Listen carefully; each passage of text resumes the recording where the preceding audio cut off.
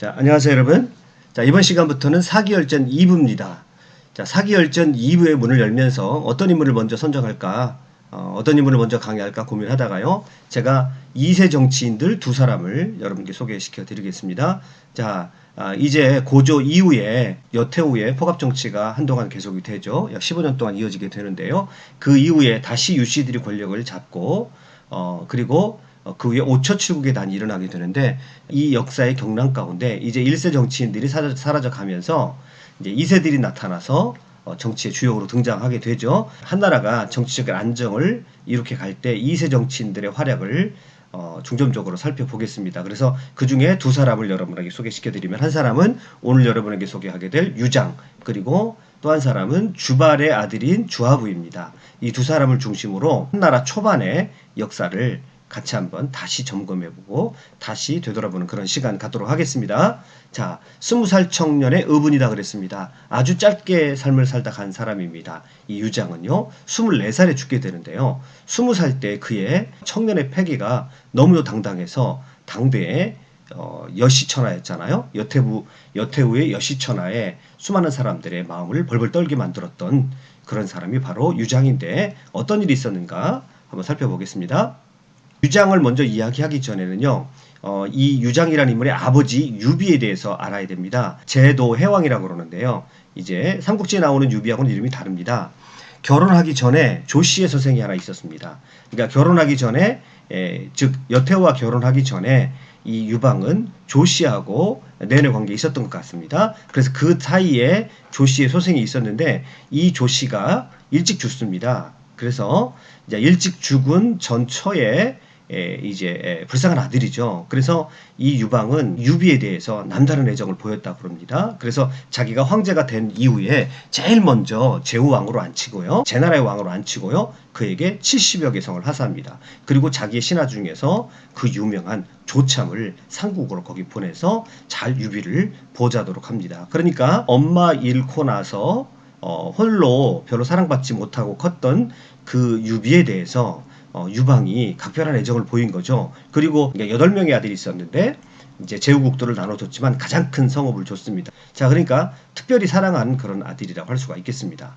그리고 효해제 2년, 즉 이제 유방이 죽은 후에 유비가 입경하여서 황제를 아련합니다. 이제 황제가 새로 바뀌었기 때문에 제후국으로서 마땅히 새로운 황제에게 아련하는 그런 의식을 갖게 되죠. 그런데 그 효해제 입장에서는 자기 형님이거든요. 그래서 형님이 아련하러 오니까 그때 당시만 해도 그렇게 한나라의 왕실의 이렇게 법도가 잘 갖춰져 있지 않았었다고 그래요. 해제가 유비에게 상속을 양보하는 겁니다. 그 모습을 옆에서 이 여태후가 보고 있었습니다. 여태후의 속이 뒤집어졌죠. 감히 지놈이 형이라고 그래가지고 황제에게 대접을 받아, 이래가지고 여태후가 이 유비를 죽이려고 마음먹습니다. 그리고 너무나 큰 70여 개 성을 줘서 제나라로 통치로 맡긴 것이 이 여태후가 마음에 안 들었어요. 그래서 만찬을 하고요. 자, 만찬을 베풀어 주고 이 유비에게 이 여태후가 독주를 마시게 합니다. 그래서 독주가 든 잔을 유비에게 건네게 됩니다. 그것을 알아차리고 해제가 재빨리 그 독주가 든 그 잔을요, 해제가 가로채가 가서 자기가 마시려고 합니다. 여태후가 그 모습을 보고 깜짝 놀랐죠. 그리고 그 마시지 못하도록 여태후가 혼비백산에서 말리게 됩니다. 그 모습을 딱 보고 있으니까 유비가 깜짝 놀랐습니다. 아, 여태후가 나를 죽이려고 하는구나. 그래서 그 연애가 마친 후에 이제 자기 숙소로 돌아가서 신하들과 상의를 합니다. 어떻게 하면 좋겠는가? 우리가 제나라로 돌아갈 수 있겠는가? 여기서 여태후의 손에 죽는 게 아닌가라고 서로 회의를 하는데, 그때 신하 하나가 이렇게 얘기합니다. 여태후의 몸을 돌릴 수 있는 비책을 하나 강구를 해야 되는데, 그것은 여태후에게는 자식이 둘밖에 없었습니다. 지금 황제로 앉아있는 해제와 노원공주가 하나 있었는데, 그 노원공주에게 이 성양군, 그러니까 군 하나를 통째로 바치자고 얘기를 합니다. 그래서 이 성양군에서 나오는 모든 세금과 모든 것들은 이제 노원공주에게 가게 되는 거죠. 그래서 노원공주에게 성양군을 바친다고 하니까 그제서야 여태후가 유비를 죽이려고 하지 않고 그것을 받고 만족스러워하고요, 유비를 풀어주게 됩니다. 자, 여기서 이 성향군을 좀 주목해서 기억해 두시길 바랍니다. 그런데요, 이 유비가 효해제 6년에 사망하고요, 그의 아들 유양이 제왕이 됩니다. 제가 오늘 여러분에게 소개시켜 드리려고 하는 유장의 형님입니다. 자, 애왕 원년에 효해제가 죽습니다. 여태후가 천자의 권력을 행사하기 시작합니다. 그리고 예왕, 즉 제나라로 따졌을 때 예왕 2년, 기원전 187년에 여대를 여왕으로 삼고요, 제나라 제남군을 떼어가지고 본국으로 삼습니다. 아까 말씀드렸죠. 제나라가 굉장히 큰 나라라고 했습니다. 70여 개의 성을 가지고 있었다고 그랬죠. 그 중에서 일부를 떼어가지고요, 여나라라고 하는 나라를 따로 세우고요, 여대, 여시 집안, 그러니까 자기 조카예요, 여태후의 조카를 거기에 왕으로 보내는 것입니다. 자, 그러니까 이게 지금 슬슬 압박이 들어오는 거예요. 그래서 여태후 시절에는 유방의 아들들이 각각 한 9군데인가요? 이제 제후국의 왕으로 있었는데 이들은 숨죽여 지내야 합니다. 조금이라도 여태후에 마음에 안 들으면 언제 죽을지 모르는 일이에요. 제 애왕 입장에서는 상당히 위협을 받는 상황입니다. 자기 나라의 제 나라의 땅 일부를 떼어가지고 나라를 하나 제후국을 만들어서 여대를 거기 왕으로 보낸 거예요. 그러니까 상당히 위협을 느낍니다. 그래서 일종의 볼모로 자기 동생 유장과 또 하나의 동생이 있습니다. 유흥기, 자기 동생 유장과 유흥기를 궁궐로 보냅니다. 그래서 궁궐에서 너희들이 입조를 해서 너희들이 거기서 어떤 역할을 하게 되면 여태후가 제 나라를 차마 없애지는 않을 것이다 라고 일종의 볼모를 보낸 거죠. 그래서 유장이 자기 형을 대신해서 입주해서 뭘 하게 되냐면 수기를 섰다 그렇게 말합니다. 그러니까 왕실 이제 근위대에 복무를 한 것이죠. 그것이 여태후가 또 마음에 들었던 겁니다. 여태후가 제 나라 이 왕이 알아서, 쉽게 말하면 알아서 자기에게 충성을 다하니까 유장을 주허후에 보하고요, 자기 조카의 딸을 쳐로 주게 됩니다. 자, 그래서 자기 동생 둘이나 여태후에게 볼모로 잡힌 셈이 되는 것입니다. 그리고 그 이후에도요, 제 나라가 너무 크다 이렇게 여겨져가지고 양야군이라는 또 하나의 군을 떼어가지고 거기에 또 다른 유씨를 하나 보내서 봉합니다. 그러니까 여태후는 이게 이 유씨 제후들의 힘을 조금씩 약화시켜서 분할시키는 것이죠. 이것은 문제하고 경제 시절에도 제후들의 권한을 약화시키기 위해서 나라를 쪼개는 정책을 하게 되고요. 이 나라를 쪼개는 정책 때문에 결국 나중에 경제 때 5초 7국의 난이 일어나게 되는 거예요. 아무튼 이 제나라의 상황만 놓고 보면 어떻게든지 여태후의 마음에 들게 해서 여태후의 마음에 들어서 살아남으려고 했고, 그것이 어느 정도 성공을 해서 유장이 유허우의 봉함을 받고요, 그 다음에 그의 유장의 동생 유흥기도 입주해가지고 동모후에 그렇게 봉하게 됩니다. 그래서 어느 정도 이제 여태후의 칼날로부터 벗어나게 되는 것이죠. 그런데요, 이 여태후가 얼마나 유씨들을 철저하게 짓밟았냐, 그 대표적인 예가 조사망이라고 합니다. 이 조사망은요, 조나라 왕에서 쫓겨난 한거조 유방의 세 아들을 말합니다. 누구 때문에 그랬겠습니까? 여태후 때문에 그랬겠죠. 유여의, 유우, 유회, 이 세 왕이 다 조나라 왕인데요. 그래서 조나라 왕이었다가 여태후에게 쫓겨나서 비참하게 죽은 세 왕을 조사왕이라고 합니다. 자, 여러분, 유여의에 대해서는 척부인의 아들이에요. 원래 이 이제 척부인을 비참하게 죽였잖아요. 그 돼지 인간 만들어가지고요. 이 유방이 살아있을 때 이제 이 유여의를 황제로 삼으려고 수많은 시도를 했었죠. 그런데 너무 많은 신하들이 반대를 했었고, 그래서 결국은 유여의를 왕으로 황제로 못 만듭니다. 그래서 걱정이 되는 거예요. 더구나 척부인의 아들이기 때문에 반드시 여태후가 죽일 것 같다, 그렇게 생각을 한 겁니다. 그리고 살아생전에도 자기가 가까이 두고 보려고 이 유여의하고 자기하고 비슷한 점이 있다고 그래서 굉장히 아꼈던 아들이거든요. 그래서 수도에서 제일 가까운 조나라 왕에 임명을 합니다. 그리고 가만 생각하니까 자기가 죽은 다음에는 여태후가 반드시 위해를 가할 것 같아서 여태후의 위협으로부터 보호하기 위해서 주창이라는 인물을 상국으로 임명을 합니다. 그럼 이 주창이라는 인물이 어떤 인물이냐? 이 사람이 대단히 아주 강골 충신입니다. 그러니까 보통 충신이 아닌데 왕에게, 유방에게 직언을 서슴지 않는 그런 인물입니다. 그런데 이 사람이 화가 나면 말도 듣는 그런 습관이 있습니다. 그래서요, 아주 재밌는 일화인데요, 유방이 어느 날 아무래도 자기가 유여의로 태자를 바꿔야 될 것 같아요. 자, 그런 이야기를 하자마자 이 주창이 절대 안 됩니다. 나와서 반대를 합니다. 그런데 나와서 이 사람의 얼굴이 너무 벌겋게 됩니다. 화가 많이 나가지고. 그래서 네가 어쩐 일로 그러냐 그랬더니 주창이 유방한테 강력하게 얘기합니다. 절대로 안 됩니다. 그런데 절대로 안 됩니다라고 말하는 이 주창의 입에서 이 사람은 약간 화나면은 더듬는 습관이 있어요. 아니 되옵니다. 막 더듬었던 것 같아요. 제가 흉내를 좀 제대로 냈는지 모르겠습니다. 아니 되옵니다. 막 이렇게 더듬으니까 이 유방이 좀 웃으면서 주창의 말을 그대로 받습니다. 그래서 1차적으로 유효일을 황제로 만들려는 이제 유방의 시도가 이 주창 때문에 한번 꺾이게 됩니다.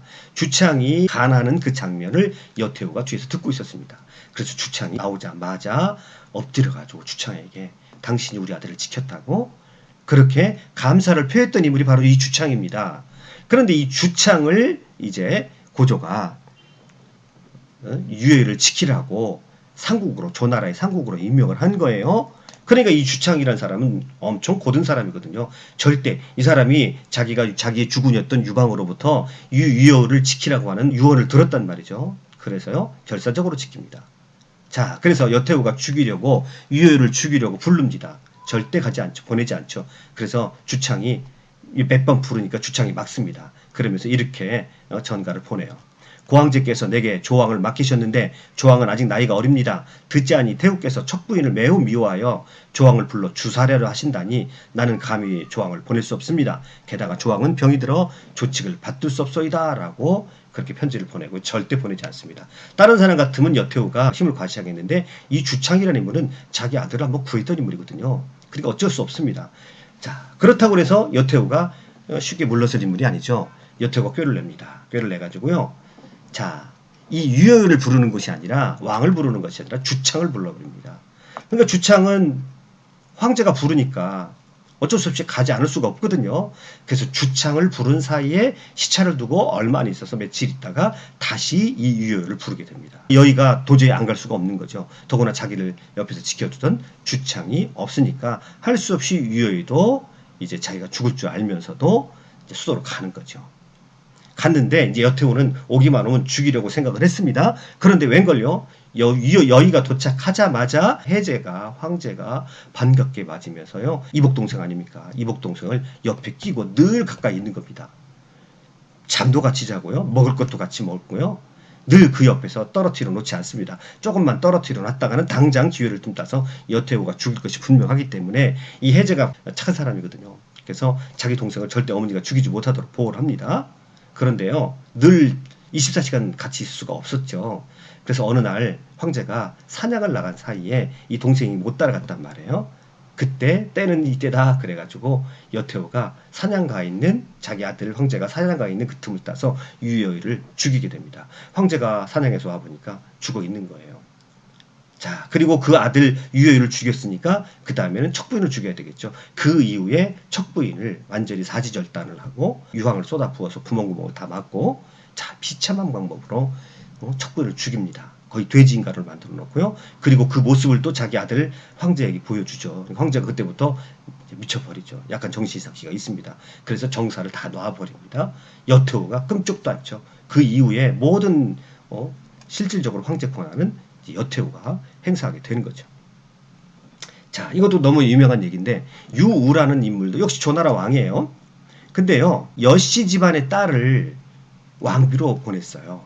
그런데요, 이 유우라는 인물이 자 사랑하지 않습니다. 왜냐하면 자기가 사랑하는 사람은 따로 있었거든요. 유우가. 그러니까 이제 어느 날 이 여씨 왕비가 잃은 겁니다. 자기 할머니한테 잃은 거죠. 여태우한테 잃은 겁니다. 여태우가 괘씸하게 여겨가지고요. 유우를 불러가지고요.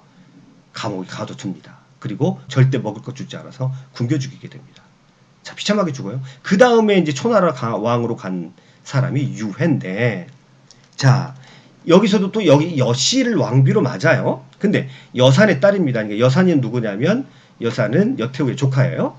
여산의 딸이 이 유회가 사랑하는 후비를 핍박해가지고 이 후비가요 그 여산의 딸에게 핍박을 받다 못해가지고요 자살하고 맙니다. 그러니까 유회가 그것을 슬퍼해가지고요 유회도 같이 자살해버립니다. 그래서 이 정말 너무도 어처구니 없는 일들인데요. 여태우의 권력이 얼마나 강력했는지. 그 이후에요 여씨 일족은요 여왕을 여산이 맡고요. 아까 여왕 말씀드렸었죠. 조왕을 여록이 맡고요. 연왕을 여통이 맡아가지고 3명의 제후왕을 여씨로 세우게 됩니다. 이때 등장하는 인물이 이제 주허우입니다. 유장인데요. 유장의 나이가 20살입니다. 정말 약간 20살. 정말 혈기왕성한 나이죠. 주허우는 나이가 20살이라 혈기와 정력이 넘쳐 유씨들이 여우의 정권을 얻지 못한 것에 매우 노여워했다 이렇게 얘기를 합니다. 자, 그러니까 이 사람이 굉장히 혈기왕성한 사람이었다는 거죠. 더구나 20살입니다. 정말 혈기왕성하고 의분이 제일 강하고 제일 넘쳤던 때, 혈기왕성한 그런 때라고 하는 것을 알 수가 있습니다. 이때 고우가 이 사람이 이제 아까 말씀드렸던 대로 지금 자기 형 대신에 볼모력이 잡혀와 있는 형국이란 말이죠. 그래서 고우가 어느 날 잔치를 마련하는데 거기에 있었는데 고우가 유장을 부릅니다. 이 유장에게 술자리 예법을 감독하는 일을 맡도록 명했습니다. 그러니까 말이 좋아서 술자리 예법을 감독하는 일이지 술자리에서 예의범절 없이 함부로 나대는 놈들이 없도록 그렇게 네가 관리하라 이렇게 시킨 거죠.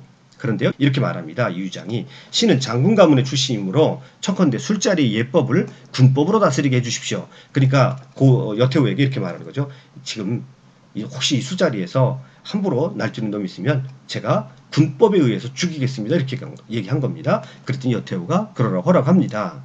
그리고 나서 이제 술자리가 이거 할 때 이 유장이 또 여태우한테 왔습니다.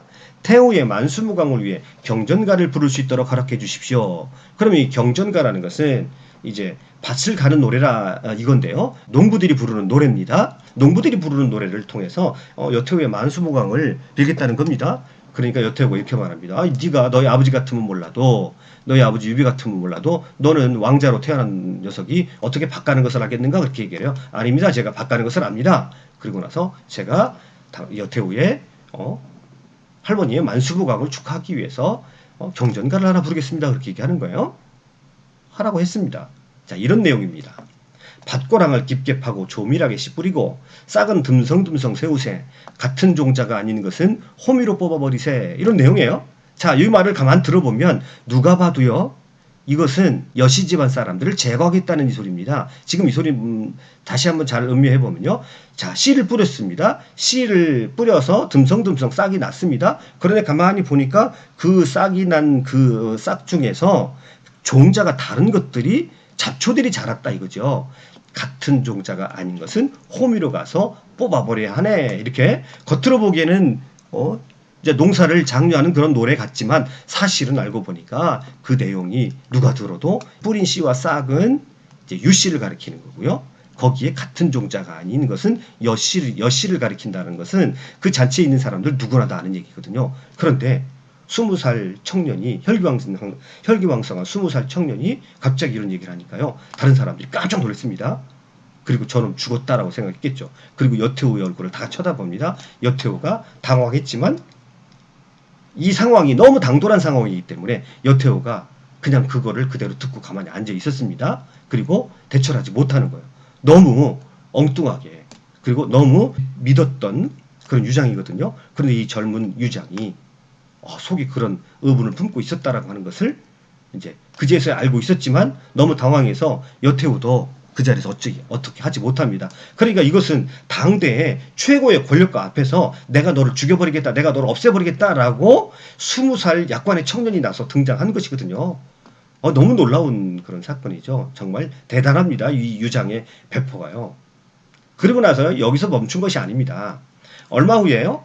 여씨 일가 중 한 명이 술에 취해서 자리를 벗어납니다. 아까 술자리에서 법도를 지키게 책무를 맡겼거든요. 그때 유장이 여태우에게 잘못하는 놈 있으면 죽여도 되냐고 물어봤더니 죽이라고 그랬어요. 유장이 쫓아가서요. 칼을 뽑아가지고요. 그 여씨 집안에 있는 여씨예요. 그의 목을 베가지고요. 여태우에게 돌아고합니다. 술자리에서 도망치는 자가 있어 신이 군법을 적용하여 그의 목을 베었습니다. 라고 그의 목을 베었다고 당당하게 와서 구하는 겁니다.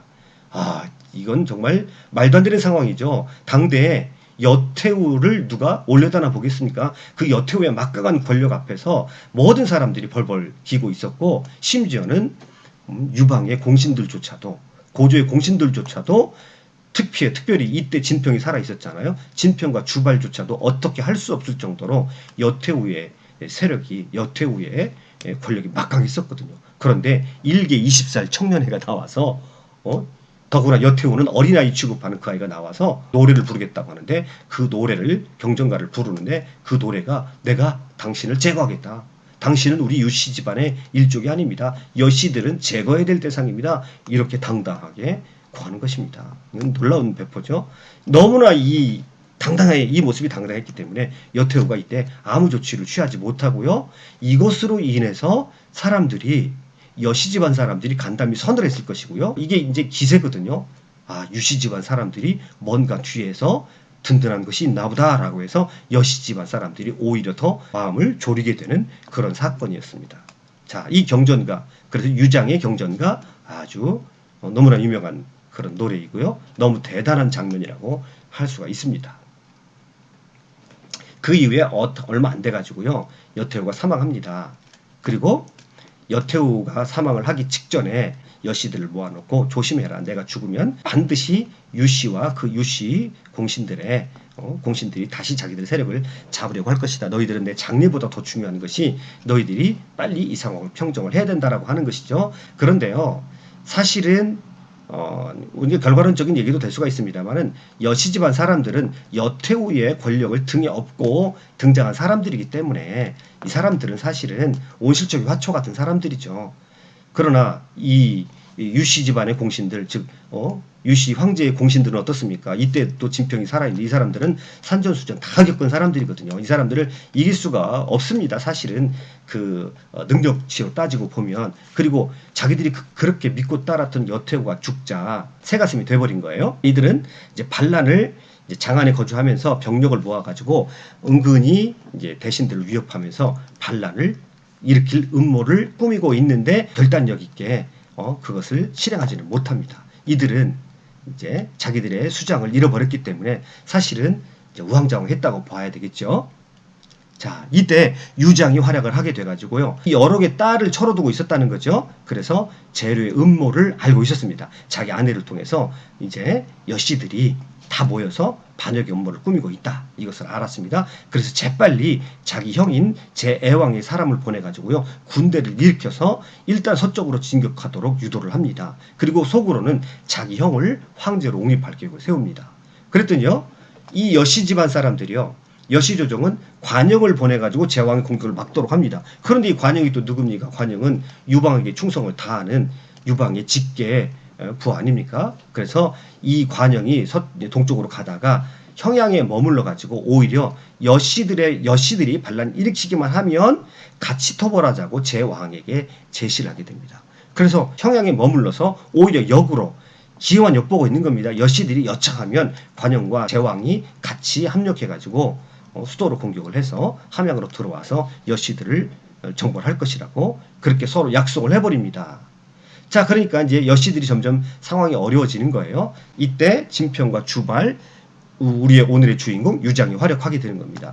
이 살아생전의 여태우가 모든 그 함양의 군사권을 북군과 남군으로 나눠가지고 북군에는 여록이, 남군에는 여산이 통솔하도록 만들었습니다. 이때 진평이 이 사람들의 생리를 너무 잘 알았습니다. 이 사람들은 절대 반란을 함부로 일으킬 수 있는 그런 배포들이 있는 사람이 아니라 이 사람들은 자기 여태우의 그런 권력에 기생해서 살았던 기회주의자들이지 이 사람들이 뭔가 혁명을 일으키거나 반란 일으킬 만한 그런 배포가 없다는 걸 너무 잘 알고 역기를 보내가지고 회유를 시킵니다. 여록을 회유해가지고 내가 너희 본국으로 네 나라로 돌아가라. 제후국으로 돌아가면 너는 죽이지 않겠다. 그리고 다른 제후들과 모두 잘 지낼 수 있을 것이다 라고 하고 네가 가지고 있는 장군 인장을 주발에게 넘기라 그렇게 얘기합니다. 그래서 주발이 북군을 장악을 해버립니다. 그리고 남군은 유장이 1000명의 군사를 이끌고 가가지고 유장이 남군을 제거하고요. 여씨들을 다 제거해버리기 시작을 합니다. 그러니까 이때 유장이 큰 공을 세우게 되는 것이죠. 그리고 나서 이제 황제를 옹립을 하는데요. 여씨들이 다 제거가 됐습니다. 이제 새 황제를 옹립을 해야 되는데 이제 이 유장은 자기 형을 제애왕을 황제로 맞아들이려고 했거든요. 그런데 공신들이 다 반대합니다.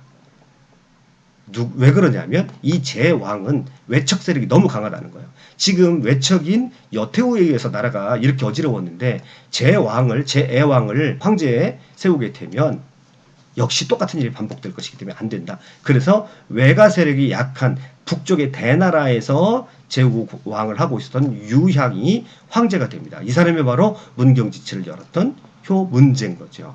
그래서 문경지치가 여기서 시작이 됩니다. 대단히 지혜로운 왕이고 문경지치 제가 말씀드렸던 대로 항상 태평성대의 모델처럼 많은 후대의 왕들이 닮고 싶어하는 태평성대가 바로 이 문제를 통해서 이루어졌다고 말씀을 드렸죠. 그리고 나서요. 문제가 그 다음에 자기가 황제가 된 후에 이 유장이 큰 업적을 세웠으니까 이 유장을요. 성양군 그러니까 자기 아버지 이 유장의 아버지가 노원공주에게 바쳤던 살기 위해서 바쳤던 땅이거든요. 그 땅을 누구에게 주냐면 이 유장에게 주어가지고요. 성양왕이 되게 합니다. 내심 이제 유장은 자기 형을 황제로 삼으려고 했는데 워낙 모든 중신들의 여론이 문제에게 가 있었기 때문에 할 수 없이 황제를 넘겨줬습니다만 상당히 불만을 가지고 있었지만 영지로 부임합니다. 그리고 나서 바로 이듬해인 24살의 나이로 병사하고 합니다. 아마 더 오래 살았으면 어떤 역사적인 굴곡이 더 있었을 것 같아요. 그런데 24살의 아까운 나이로 그가 죽고 맙니다. 짧고 굵게 살다가 큰 업적을 남기고 간 사람이 바로 유장입니다. 여태우 앞에서 당당하게 20살 청년이 한번 여러분 상상해 보십시오. 그 기계를 한번 상상해 보십시오. 20살 청년이 그 당대에 정말 말 그대로 그냥 나는 새도 떨어뜨립니까? 아니면 뭐 그 정도로 표현이 될 수 없죠. 이 여태우의 권력이라는 것은. 그런데 최고의 권력자 앞에서 당당했던 20살 청년. 그리고 이 청년에게서부터 제나라를 동원을 해서 이 여씨 집안의 권력을 무너뜨리는데 결정적인 역할을 했던 사람이 바로 이 유장입니다. 그래서 이 유장은 유장이 오래 살았다고 한다면 또 다른 어떤 역사적인 굴곡이 있었을 것 같습니다만은 아무튼 그런 큰 업적을 남기고 24살에 요절했던 그래서 아쉬움을 많이 남기는 그런 인물입니다. 그래서 이제 한나라 초기의 역사 가운데 2세 정치가로서 커다란 역할을 했던 사람 유장을 오늘 여러분에게 소개시켜 드렸습니다. 20살 청년의 기계 정말 저도 다시 돌아가고 싶은 그런 멋진 그런 나이입니다. 여러분 오늘 강의 들어주셔서 감사합니다. 수고하셨습니다.